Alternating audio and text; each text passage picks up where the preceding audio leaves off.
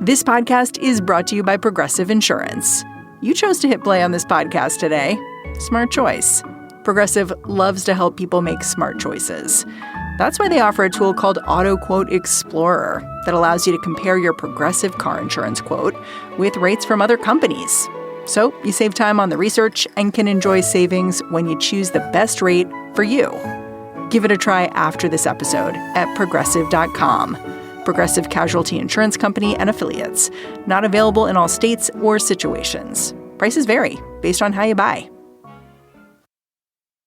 When you check out at the pharmacy, you see the journey from idea to medicine, thanks to our intellectual property system, or IP for short. IP safeguards inventions, like a new way to prevent seizures or lower cholesterol. And IP supports competition from other brands, then lower-cost generics, which are 90% of prescriptions filled in the U.S.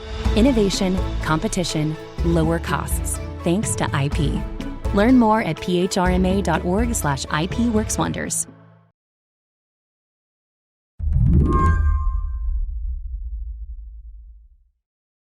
So, Gabriel, talk to me about how Democrats have been processing their losses at the ballot box over the last few weeks. Like, what stage of grief are they at?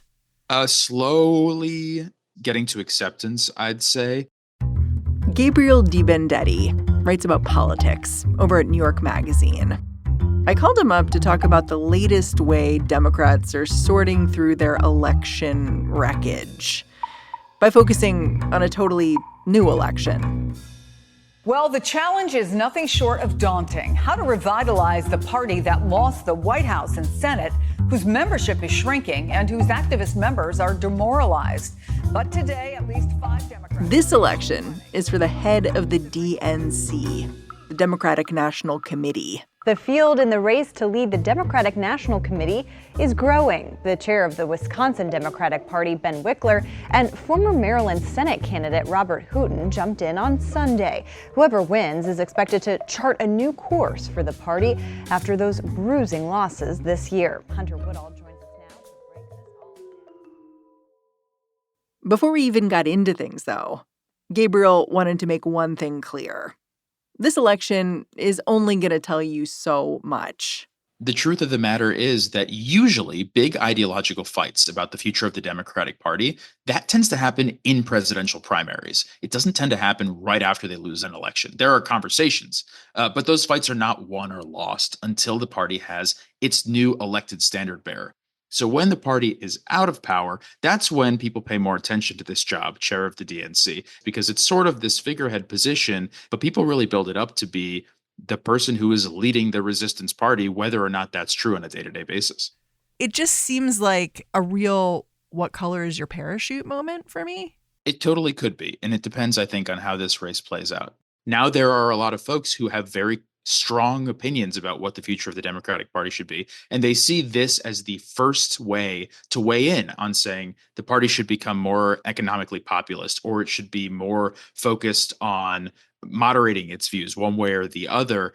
But the people who have declared their candidacy so far, and the people who are the front runners so far, are not big names. They're not people that average voters know about. They're essentially technicians. Why does it feel so do or die then, this election for the DNC chair? Why am I seeing headlines about how important this role is? The Democratic Party is a little bit adrift right now and needs to figure out what its strategic purposes and strategic goals are. This is a great way to fight that out or to debate that out. And we are going to get a vote in February. Today on the show, this upcoming leadership battle is a fight that a Democrat is guaranteed to win. But what kind of Democrat? That's up for grabs. I'm Mary Harris. You're listening to What Next? Stick around.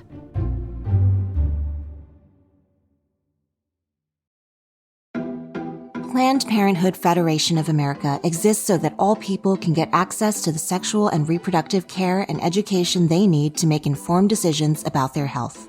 More than 2 million patients a year rely on the services Planned Parenthood health centers provide, like STI testing and treatment, birth control, gender-affirming care, abortion, cancer screenings, and so much more. Right now, all across the country, reproductive health care and rights are under attack from public officials who are out of step with the will of the vast majority of Americans. The constitutional right to abortion, control of our bodies, and the health care we need has been stolen from us. And now politicians in 47 states, yes, 47, have introduced bills that would block people from getting the sexual and reproductive care they need. Planned Parenthood knows that equitable access to health care, including safe, legal abortion, is a human right.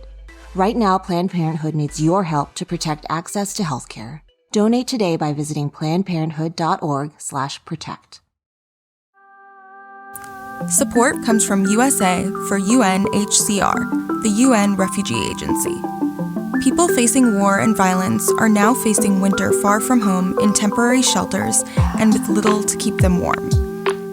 As humanitarian needs in Ukraine, Afghanistan, Syria, and beyond increase, ensuring continued funding to help the most vulnerable is more urgent than ever. You can help. Donate today to help keep families safe and warm this winter. UNHCR, the UN Refugee Agency, works around the clock to support the most vulnerable throughout the year, providing blankets, cash to buy warm clothes, fuel for heaters, and shelter. It's during the winter months that your support makes all the difference. Help protect refugees and people forced to flee as they face winter far from home. Your gift is matched for a limited time. Give now at unrefugees.org/winter.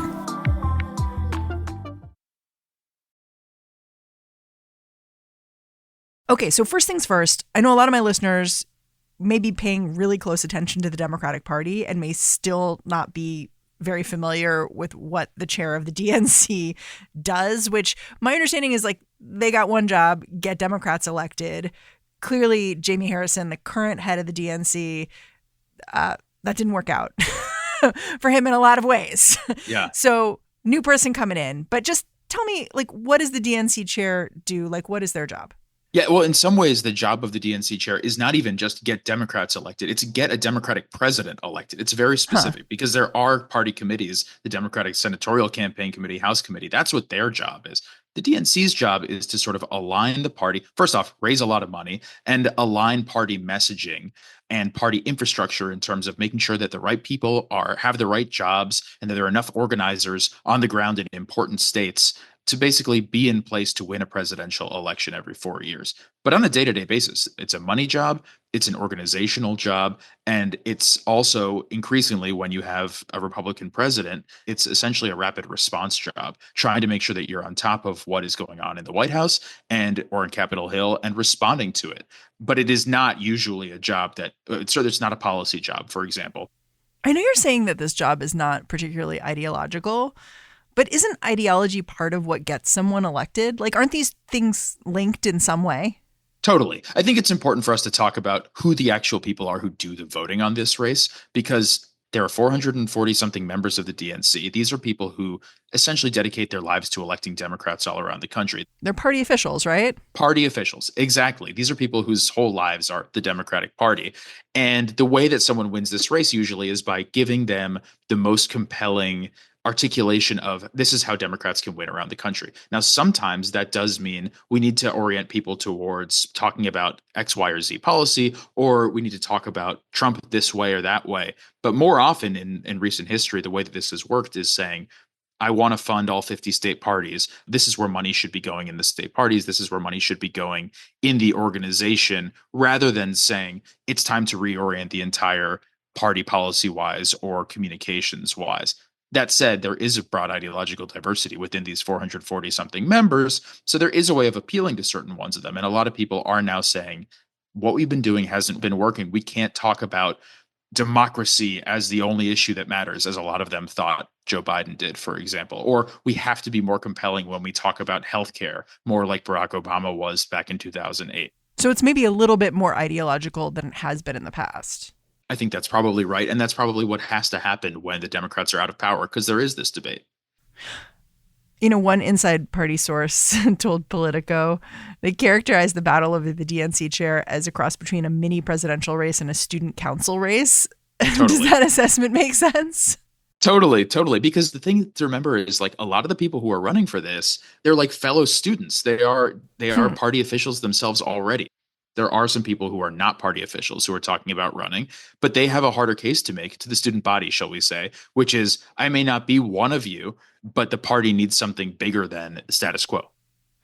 Okay, so let's look at the candidates that are out there as a way of kind of understanding exactly what's happening here. There are officially only a handful of them, but there are so many names being floated. I guess we should start with the front runners, the official candidates, something like that. Ken Martin, the current chair of Minnesota's Democratic Farmer Labor Party, is one of these guys. Yep. What should we know about him and what he would bring to this role? Ken Martin is someone who is definitely not like a national figure. He's not really well known. Yeah, I've really not heard of him. Totally. And why would you? He's run the Minnesota party. You know, Minnesota is a pretty blue state. Obviously, sometimes Republicans win there, but he has a good reputation among fellow state party members or party chairs. You know, he's run the organization for state party chairs for a while. But his whole case is essentially we need to make sure that state parties are better funded. We need to make sure that the party infrastructure is all on the same page all around the country. So I'm going to make it rain for you. Yes, definitely. But he's explicitly saying, let's not make this a proxy war over the future of the party ideologically. That's not where this fight should be had. Let's move past that. So that's the Ken Martin pitch right now. But it's weird that that's the pitch because you have people like Donna Brazile, a former head of the DNC, going out and saying you have to build every aspect of the party right now.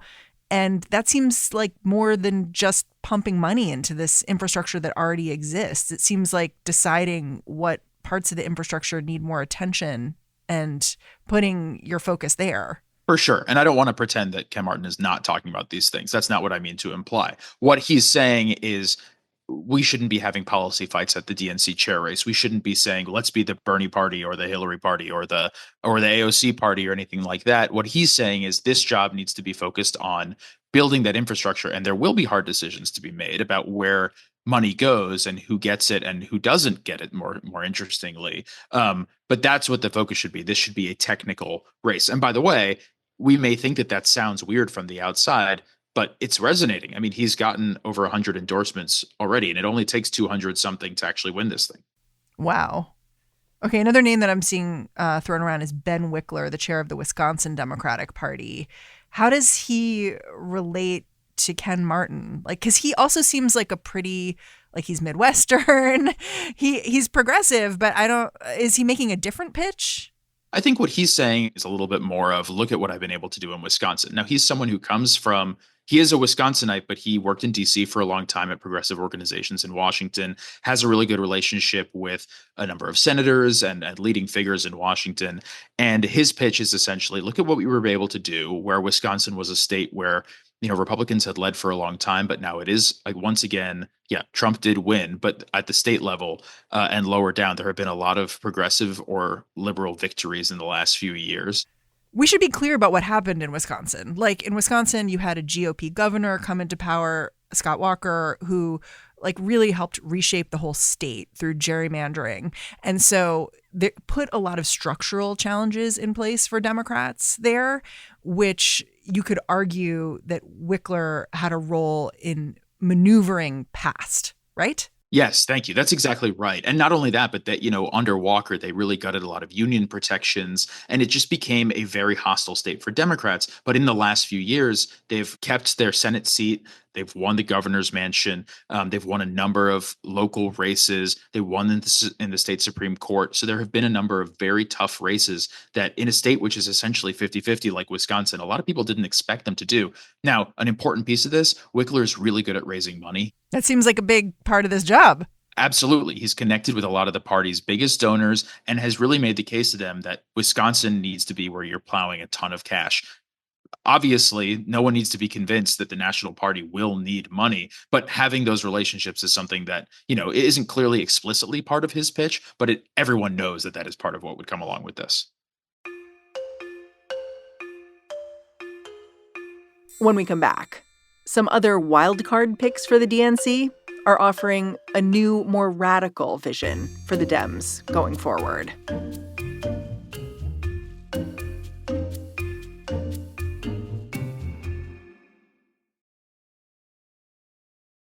This episode is brought to you by Discover. It's always nice to get more for less. So here's a life hack that can automatically put some extra cash in your pocket. Discover will automatically double all the cash back you've earned on your credit card at the end of your first year with Cashback Match. So you could get some money for this holiday season and get more next holiday season. It pays to Discover. See terms at discover.com/creditcard. This episode is brought to you by Discover. It's always nice to get more for less. So here's a life hack that can automatically put some extra cash in your pocket. Discover will automatically double all the cash back you've earned on your credit card at the end of your first year with Cashback Match. So you could get some money for this holiday season and get more next holiday season. It pays to Discover. See terms at discover.com/creditcard. Although only a handful of people have officially announced their candidacies for the DNC chair, there are a whole bunch of people who could jump into this race pretty much any time. One of those is Faz Shakir, the former campaign manager and current senior advisor to Bernie Sanders. He is less of a technician and more of an economic populist rabble-rouser. And if he got elected to lead the DNC, some people think he could really overhaul the place. Well, Shakir's really interesting because it is true that he is right now totally associated with Bernie Sanders and explicitly does think that the party should be remade in a more working man's image and should be able to appeal in a more economically populist way. He's not a declared candidate right now, but he is someone who, when he talks, smart people listen. And he would be a more ideological candidate here because the case that he's made is that the fundamental thing that the party needs to do in order to win back enough voters to win presidential elections, but also in a lot of states, is reorient itself entirely to be more about the concerns of working class people. And he sounds a lot like his boss, Bernie Sanders, when he says this stuff. But what he would be talking about doing were he'd actually get in this race would be to really try and orient state parties and the party infrastructure towards making sure that they're supporting candidates who actually do this stuff rather than just talking a big game about it. There are a couple other candidates I want to make sure we talk about from different sides of things. I'll talk about a couple together. Chuck Rocha and Mallory McMorrow, who are pretty different people, but I also see them as kind of like rabble-rouser fresh faces. Chuck Rocha, longtime Democratic strategy focused on the Latino community, also worked for Bernie, has been saying for a long time, you're not paying attention to Latino voters. And then, of course, this year we saw with Donald Trump, the narrative of some Latino voters choosing to go for him for Trump for whatever reason. So it's really kind of a Chuck Rocha moment. Mallory McMorrow, people may know, she's been on the show. She also was at the DNC with a giant copy of Project 2025, and sort of she became known for creating viral moments that really pushed back against Republicans. Given everything you're saying about what this job is, these definitely seem like outsider candidates to me. Do they seem like that to you too? Yes, but I think it's important to look at like what this race could be used for. First off, neither of those folks have said that they're going to run. Not officially. Correct. But they're clearly using this moment to try and get their messages out there to great effect. And look at it. We're talking about it right now. These are not necessarily people who the voters of the DNC race would immediately say, these are the kinds of people that we should have running the party. But they are the kinds of people who they would look at and say, we need to elevate these voices. Now, that's not to undermine the possibility that they could end up being very serious candidates here, depending on how they get into this race. But let's, again, look at what happened last time there was an open race. I remember vividly talking to a young candidate that no one thought had a real shot named Pete Buttigieg. And he was the mayor of South Bend, Indiana. And he wasn't really running to be the chair. I mean, of course, if he had won, he would have been happy to do it. He only got 3 votes, but he used that as a way to get on a lot of important people's radars, including reporters, by the way, but a lot of important Democrats' radars. He gave a bunch of big speeches, and he was seen as this up-and-coming leader. This is a good way to get people to pay attention to you when you have this message of, I have ideas for the future of the party, even if ultimately the goal or the outcome, more to the point, isn't to be elected DNC chair yourself. You can get a whole lot of business cards by doing this, is I think what you're saying. A whole lot of business cards and a whole lot of time on CNN or MSNBC or whatever. Okay, one more name I want to talk about is Rahm Emanuel, former mayor of Chicago, former chief of staff for Barack Obama, kind of a lightning rod because he has the sharpest of elbows and is just very associated with a brand of Democrat that I think has struggled in the last few years, but not without a fight. Do you know what I'm saying? Oh, So totally. What do you think about Rahm Emanuel as a candidate for DNC chair? He's someone who a lot of folks who worked with Obama in the early years and certainly Bill Clinton have been talking up. And he's been out there talking about the lessons that Democrats should take from previous election cycles when he was in charge of party strategy. The good old days. Yeah. And what he's been saying is essentially that Democrats need to reposition themselves as the outsiders, that they've allowed themselves to become the elites, and that that's one of the reasons that voters have really turned against them. And even people who disagree with him vehemently ideologically do kind of tend to agree with that diagnosis. But, again, he's not a declared candidate yet, but there is a lot of pushback to the idea that Democrats should be relying on someone who, was so prominent 30 years ago, 20 years ago, 10 years ago, who's, been part of the party's establishment for so long. He was a senior aide to Bill Clinton. He was Barack Obama's chief of staff. He's been the ambassador to Japan under Biden. He literally is the elite. He is the Democratic Party elite. Absolutely. And I think there are a lot of people who say, well, listen, what we need right now is just to win elections. But if this is going to be a debate about the future of the party, you do also see a lot of pushback from people saying, fine, you may have a lot of lessons for us, but is this really the time to be going back to that same well? It doesn't seem like you think this DNC chair election is going to change a lot for the Democratic Party. Is that fair? No, I think it could. But I think that usually the way that this works is that the DNC's chairman's most important job is making sure the party has money and that the party has enough of a presence in all 50 states or in the states that are important. Now, I just wanted one last point on this. If you look back at this moment 8 years ago, Tom Perez won that race. But I don't think when we look back on the era of the first Donald Trump era, anyone would call Tom Perez the leader of the Democratic Party in anything but the most technical sense. That's what this race tends to be. I think you're right. But I also think the DNC chair is maybe the base of the pyramid that the rest of the party is based on top of. So you hear a lot of Democrats now talking about ripping things down to the studs. Yeah. And this is like the studs. And I feel Totally. like that's why there's so much focus on it, where it's like, what is that base going to be that everything else rests on top of? Is that fair? Oh, absolutely. And I don't want to really disagree with what you're saying at all on this front. I think there is simply a divide between what a lot of voters, real people who feel betrayed or really dismayed by the state of the Democratic Party, what they feel is needed, and what the people who are actually voting on this feel is possible and what is necessary in this moment. So there may be a very vigorous, and there should be clearly a very vigorous public debate over what the future of this party should be and whether the DNC should be the center, the base of this pyramid, like you said. But it seems clear to me at the same time that when you actually look at what's being said by the declared candidates about what that looks like in practice for them, they're not talking about that kind of radical change.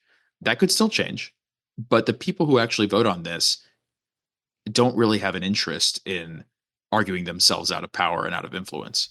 Yeah. I mean, when I think about this race and what this election could and should change, I'll tell you what I'm thinking of, because I'm not thinking about individual policies or like ideology, but I am looking at moments over the last year or so that I think have reflected general sclerosis in the party itself.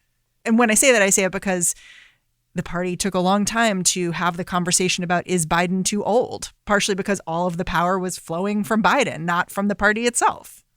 Totally. And that's how it's always worked with the Democratic Party. And like you pointed out, certainly with the Republican Party, which is that when a party is in power, they control the DNC. Not in every case, not every decision was made by Joe Biden himself, certainly. But when you have a president in power like the Democrats had for the last 4 years, the DNC was never going to make big picture strategic decisions that disagreed with the way that the White House was thinking about those big picture political things, because their job from day one, as they saw it, was to get Joe Biden reelected. So they were going to do what Joe Biden liked and what Joe Biden wanted. Joe Biden chose Jamie Harrison to be the DNC chair. This is not an independent organization when you do have the White House. And now the job is to find someone who can win Democrats back the White House. So that's why it's a more democratic feeling moment right now. Small d democratic. What will be the initial sign you're looking for with this DNC chairmanship race that this election mattered, that this person's going to make a real difference, whoever they are? I think in the first few months, it's likely to be unsatisfying no matter what you want, because the DNC chair, what would it even look like for this person to suddenly blow everything up? They're not going to fire the entire staff of the DNC. They're not going to hold a press conference and denounce their own party. A lot of it has to do with where they start spending money. And it doesn't sound very sexy or interesting, but it is. And a lot of these people have said one of the first things they want to do is fund and undertake a very serious autopsy project about what the hell just happened. We haven't really seen a lot of people have a very clear vision, some, but not everyone have a very clear vision. And there's certainly not a united vision in the party about why Kamala Harris lost. And more to the point, why Donald Trump not only didn't go away for the last 4 years, but now seems to have more power than ever. There are fundamental questions to be asked about the Democratic Party's appeal, but also about its tactics. And I think that is going to be the really interesting thing. Is there going to be a well-funded autopsy project? And will we get to see what it says? Gabriel, I'm grateful for your time. Thanks for coming on the show. Yeah, thanks for having me. Gabriel Debenedetti is a national correspondent at New York Magazine. He's also the author of the book, The Long Alliance. And that's the show. If you're a fan of what we're doing here at What Next and want to show your support for our show, the best way to do that is to sign up for Slate Plus, which is our membership program. Thanks if you're already a member. But if you still have this on your to-do list, it's super easy to do. If you're an Apple Podcasts, just click try free at the top of the What Next page, or visit slate.com/What Next Plus to get access wherever you listen. You'll get bonus content, plus no ads on any Slate shows, including this one. What Next is produced by Paige Osburn, Elena Schwartz, Rob Gunther, Anna Phillips, and Madeline Ducharme. We are led by Alicia Montgomery. Ben Richmond is the Senior Director of Podcast Operations here at Slate. And I'm Mary Harris. You can go track me down on Blue Sky if you want. I'm at Mary Harris. Super simple. Thanks for listening. Catch you back here next time.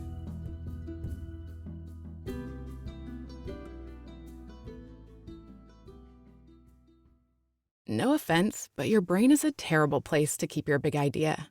It belongs in the world, but you know that already. You have a calling, a voice that says, this is what I'm meant to do. Create the website your big idea deserves with Wix. Make it your own with top-to-bottom customization, AI to help realize your vision, and built-in business tools to turn your daydream into your dream job. Wix supports every stage of the business journey except one. Your decision to begin. Ready? Go to Wix.com.